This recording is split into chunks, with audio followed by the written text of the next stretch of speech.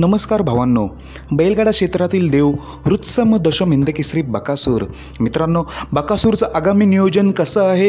उद्याच्या 24 तारखेच्या मैदानात दिसेल का, की डायरेक्ट आपल्याला 26 तारखेला मुंबईला बिंदोडच्या मैदानात दिसेल?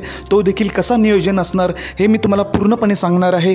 व्हिडिओ शेवटपर्यंत बघा म्हणजे समजेल. तर मित्रांनो, कालच झालेल्या औंध मैदानामध्ये आपल्या बकासूरने 1 नंबर केला होता. तिथे सर्वांची लाडकी आवडती जोडी पळाली, ती म्हणजे पंचम हिंदकेसरी सर्जा आणि आपला सर्वांचा लाडका हृत्सम हिंदकेसरी बकासूर. ही जोडी म्हटल्यावर अपराजित जोडी असं मानलं जाते. ही जोडी नेहमीच 1 नंबरमध्येच राहणारी किंवा गुलालात राहणारी म्हणू, पण जास्त वेळ 1 नंबरच केलेली ही जोडी आहे बकासूर आणि निंबाळकर सरांचा सर्जा. काल खूप भारी वाटलं. बकासूरने 1 नंबर केला, चांगल्या प्रकारे कमबॅक केला. मागे बरेच जणांनी नावं ठेवली होती, पण त्या नावांना उत्तर देणारा आपला सर्वांचा लाडका बकासूर शेवटी 1 नंबर करून दाखवला. तर आता कुठल्या मैदानात पळेल? तर उद्या देखील मैदान आहे. बरेच जण म्हणतात की उद्याच्या मैदानात आपल्याला बकासूर दिसेल का? तर मित्रांनो, नाही. याचं कारण मुंबईला जाणार आहे, तो पण 25 तारखेला संध्याकाळी आपला बकासूर मुंबईसाठी रवाना होणार आहे.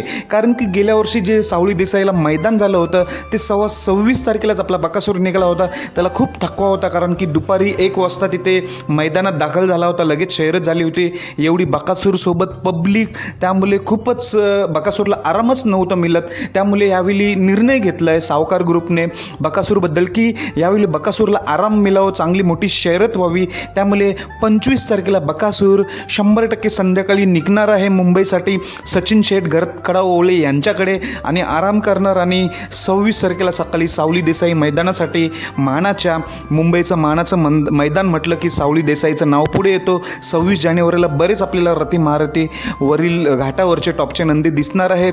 त्यात आपला बकासूर देखील 100% दाखल होणार आणि टॉप पायऱ्यात असणार आहे. तर मित्रांनो, बरेच जण म्हणत होते त्याला पुनर्विराम देतो, उद्या आपल्याला बकासूर दिसणार नाही, डायरेक्ट 26 तारखेला बिंजोडसाठी दिसणार आहे. धन्यवाद मित्रांनो.